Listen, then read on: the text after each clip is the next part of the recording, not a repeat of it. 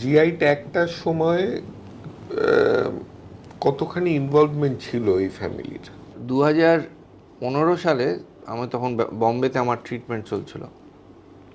তো হঠাৎ এই বাংলা এখানকারই একজন ইংরেজি সংবাদপত্রের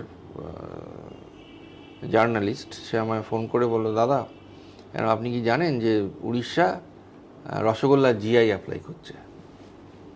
তা তা আমি খুব একটা বিচলিত হইনি, কারণ আমি বললাম যে দেখো, অ্যাপ্লাই করতেই পারে, কিন্তু এমনি তো হবে না, তো ডকুমেন্টস দরকার হয়। যতদূর আমি জানি যে কোনো একটা আইপি রিলেটেড ইস্যুতে মানে ডকুমেন্ট ছাড়া তো হবে না। না, তো ওরা ওদের সব কি জোগাড় করছে, তো ভালো কথা। না, আমি তখনই বলেছিলাম যে আমাদের পরিবারের কাছে যা ডকুমেন্ট আছে বা আমার কাছে যা ডকুমেন্ট আছে, একটা সুবিধা হয়েছিল এই জন্যে যে ঠিক 2006-তে আমার ঠাকুরদাদার 100 বছর আমরা সেলিব্রেট করি। তাতে একটা বাংলা বই আমি একটা উদ্যোগ নিয়ে একটা পাবলিশ করেছিলাম, সুভেনির টাইপের। আমাকে সাহায্য করেছিলেন এই কলকাতার বিশারদ শ্রী হরিপদ ভৌমিক।